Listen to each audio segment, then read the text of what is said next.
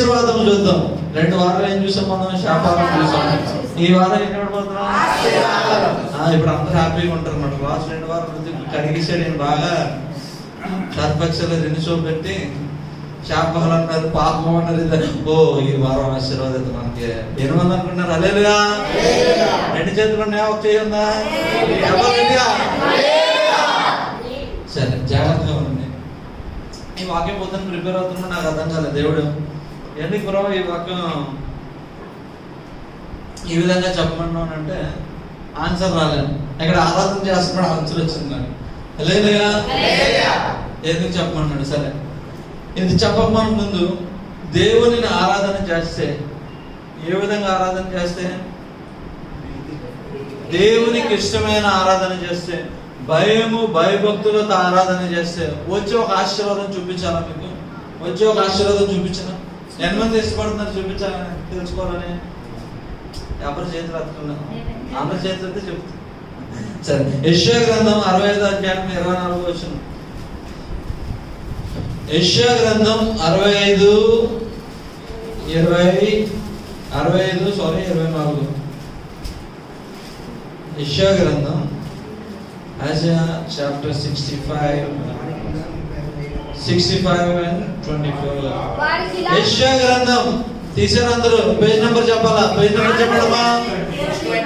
అంత 625.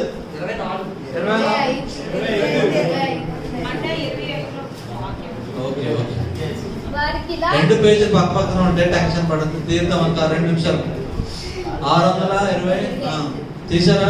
యెషయా గ్రంథం 65వ అధ్యాయము 24వ వచనం. ఒకరు చదవండి, అందరూ చదవద్దు, ఒకరు చదవండి. వారికి ఇలాగనే జరుగును, వారు వేడుకొనక మునుపు నేను ఉత్తరం ఇచ్చేదను.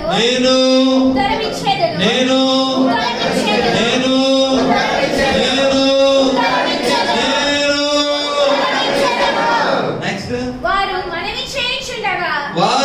మనవి చేయుచుండగా నేను రాసుకున్నారు అందరూ. This is blessing. ఏంటిది? ఇది ఆశీర్వాదం.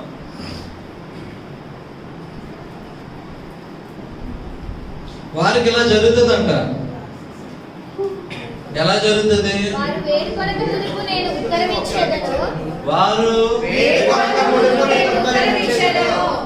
వేడుకోవడం అంటే ఏంటి? చెప్పండి గట్టిగా.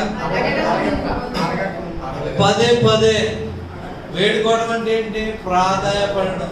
దేని కొరకు ప్రాధాయపడతాం? 10 సార్లు ఒకే దాని గురించి అడిగితే ఏం చేస్తున్నావు? వేడుకోవడం, ప్రాధాయపడదాం అంటున్నారు. అవునా కదా?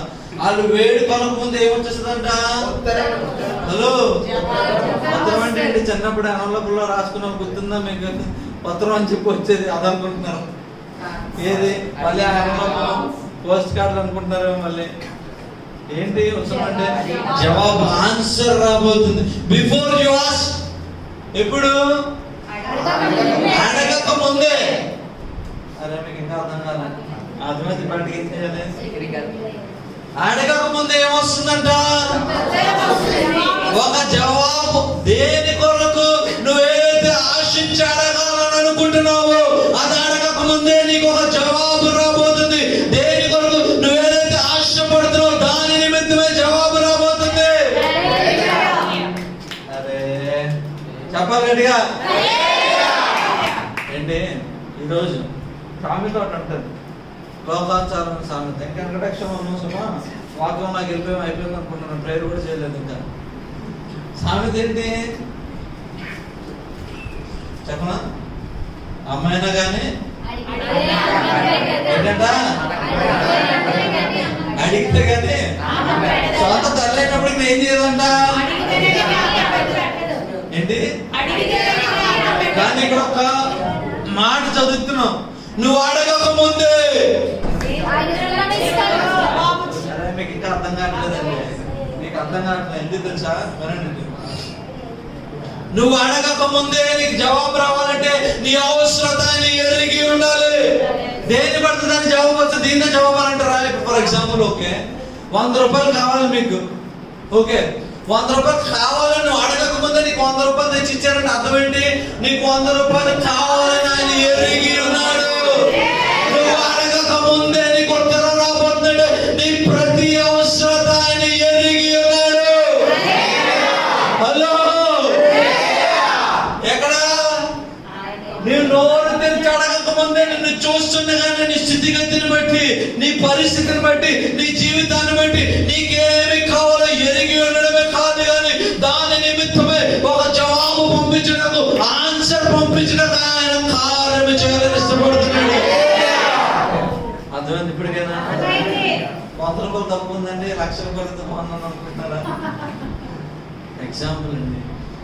నువ్వు అడగక ముందే నీకు 1,00,000 రూపాయలు కావాలని తెలిసి ఆ 1,00,000 రూపాయలు పంపించేస్తున్నాడు ఆయన. అది ఆ వాక్యం అర్థం.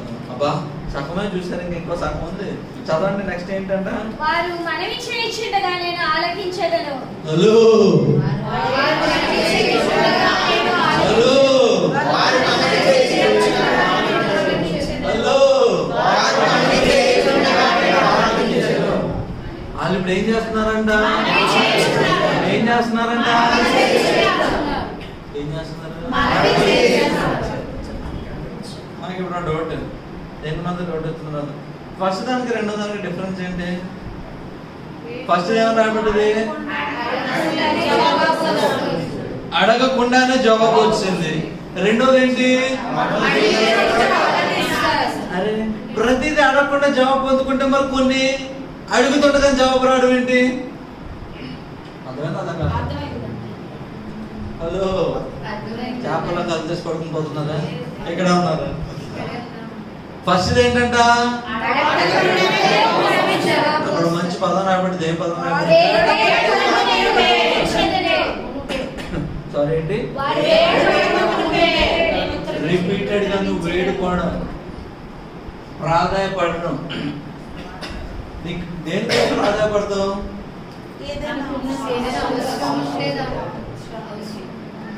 నీకు ఎలిజిబిలిటీ ఉందని తెలుసు అనుకో, దాన్ని అడగడం అవుతుంది. నువ్వు అర్హుడు అనుకో, దాన్ని ఏమంటారు? అడగడం అంటారు. అవునా కదా? నువ్వు అర్హుడే, నేను అర్హుడిని, వెళ్ళి అడుగుతావు. నీకు అర్హత లేకుండా ఏదైనా తెచ్చుకోవాలంటే ఏం పడతావు? ప్రాధాయపడతావు. హలో, అరే మీకు అర్థం కాదు. బ్యాంక్ లో లోన్ ఉంది, లోన్ కి ఒక ఎలిజిబిలిటీ ఉందండి. ఏంటి? 100 రూపాయలు లోన్ ఇవ్వాలంటే నీకు పలానా ఏదో ఉండాలని ఒక ఎలిజిబిలిటీ ఉంది. ఎలిజిబిలిటీ నువ్వు అర్హతను కలిగి అనుకో, బ్యాంక్ లో ఏం చేస్తావు? ఇంకో నువ్వు ఇది ఉండాలని అన్నావు, దాని ప్రూఫ్ ఇదిగో, ఆధార్ కార్డు ఇదిగో, నా లోన్ ఇస్తావా? లోన్ ఇవ్వాలన్నా పదపో. ఓకే, పక్క బ్యాంకుల్లో ఏం చేస్తావు? నాకు ఈ అర్హత ఉంది, నువ్వు బోర్డు పెట్టావు, ఇవ్వు. కరెక్టా కాదా? దాన్ని ఏమంటారు? అడగడం అంటారు. ఇప్పుడు నీకు అర్హత లేదు, అప్పుడు బ్యాంక్ వెళ్ళంటావు, సార్ సార్ సార్ సార్ నాకు జీతం వస్తుంది సార్, కొంచెం ప్లీజ్ చెప్పండి సార్. మీరు పెట్టిన బోర్డులో, మీరు పెట్టిన ఆధార్ కార్డు అవన్నీ లేకపోయినా నా జీతం చూసివ్వండి. ఏం చేస్తాము? పదే పదే ప్రాధాయపడతాం. ఫస్ట్ నీకు అర్హత లేకపోయినా నువ్వు అడగకుండా నీకు ఆయన ఇచ్చేస్తున్నాడు. రెండోది నీకు అర్హత అడుగుతుంటే ఆయన ఇస్తున్నాడు. అదే ఫస్ట్ ఏంటి? ప్రాధాయపడకుండానే. ఓ, మీకు ఇంకా అర్థం కాదు. నీకు అర్హత లేదు పొందుకునేటకు, కానీ నువ్వు ఆయన కుమారునిగా పిలువబడుతున్నావు. నీ పరిస్థితిని ఆయన చూసినప్పుడు ఆయన హృదయం చరించి వేసి ఏం చేస్తుంది? నీకు అర్హత లేకపోయినా ఆయన నీ కొరకు ఇవ్వాలని నువ్వు అడగకుండా నీకు ఇచ్చి వేస్తున్నాడు. ఎందుకు తెలుసా? కొంతమంది అంటారు, మా ఉదయకాలు అర్హత లేదు కదా, మనం ఎందుకు అడగడం అని చెప్పి బాధపడతామో, నేను కించపరచడం ఎందుకు అని చెప్పి దేవుడు ఏం చేస్తున్నాడు? నీ ప్రైవసీని ప్రొటెక్ట్ చేస్తూ నువ్వు అడగకుండానే, నిన్ను ఇబ్బంది పెట్టకుండానే ఇచ్చేస్తున్నాడు. కానీ రెండో దానికి నీకు అర్హత ఉంది కాబట్టి ఆయన దగ్గరికి వెళ్ళి నువ్వు అడుగుతున్నప్పుడల్లా, నువ్వు అడుగుతుండగానే ఏమైపోతుంది? హలో, ఇప్పుడు రెండిట్లో ఏది గొప్పదే? రెండు గొప్పవే. ధ్యానం ఉన్న వాళ్ళు చెప్తారు, ఏం చెప్తారు? రెండు గొప్పవే. ఒకటి అర్హత లేకుండా నేను పొందుకుంటున్నాను, ఇంకొకటి అర్హతుడి అడిగి పొందుకుంటున్నాను. అర్థం కాదు. మొదటి దానికి ఎగ్జాంపుల్ ఒకటి అర్హత లేకున్నప్పటికీ ఆయన ఏం చేస్తున్నాడు? హలో, తప్పిపోయిన కుమారుడు ఉన్నాడండి. మొదటిసారి ఏం చేశాడు? అర్హతగా అడిగాడు. ఏం చేశాడు? నాన్న, నేను నీ కుమారున్నా, నువ్వు నా ప్రియ కుమారుడు, చెప్పు నాన్న, ఇంకా నాకు సభాగం ఉన్నది, నాకు ఇచ్చే అడిగాడు. ఫస్ట్ టైం అడిగాడు. అడుగుతుండగానే ఇచ్చి వేశాడు. పొందుకున్నాడా? పొందుకోలేదా? పొందుకున్నా ఎక్కడికి వెళ్ళిపోయాడు? హలో, టైం అయిపోతుంది. ఏం ముందు కావాలంటే ఏం చేయాలి? ఫాస్ట్గా మళ్ళీ అసలు దానికి వెళ్తున్నాం. మనకి ఇంకా మెసేజ్కి ఫాస్ట్గా చెప్పాలి సమాధానం. ఏం చేశాడు? అంత కోల్పోయాడు. ఇప్పుడు రిటర్న్ ఏమనుకుంటున్నాడు? మా తండ్రి దగ్గరికి వెళ్ళి ప్రాధాన్యపడి ఏదైనా పని చేసుకుంటాను. ఎలాగా? కుమారుడి కింద సేవకుడికి ఏదైనా పని చేసుకున్నా సరిపోతుందని ఆలోచన చేసుకుని ఏం చేశాడు? రిటర్న్ వస్తున్నాడు. ఏమని వస్తున్నాడు? సరే, ప్రాధాన్యపడాలి. దేని కొరకు? కుమారుడి కింద తీసుకోవద్దు, కానీ ఒక పనోడి కింద తీసుకో. దూరం నుంచి చూశాడు. ఏమని అడిగాడు? వచ్చి హలో హలో హలో, అరే తప్పుపోయాడు. ఎవరైతే తప్పుపోయాడు అనుకున్నాను, కోల్పోయాడు అనుకున్నాను, ఆయన వస్తున్నాడు. పరిగెత్తుకొని ఒక మంచి వస్త్రం తీసుకురండి, రోపు తీసుకురండి. వస్త్రం పట్టుకొని పరిగెట్టుకొని వచ్చి కౌగులించుకొని ఏం చేశాడు? అప్పున చేర్చుకున్నాడు. నాన్న తప్పే, ఇంకేం మాట్లాడికి, ఇంకో ఎవరం తడుక్కో, బండి వేసుకో, గొప్ప విద్య ఏర్పాటు అడిగాడా?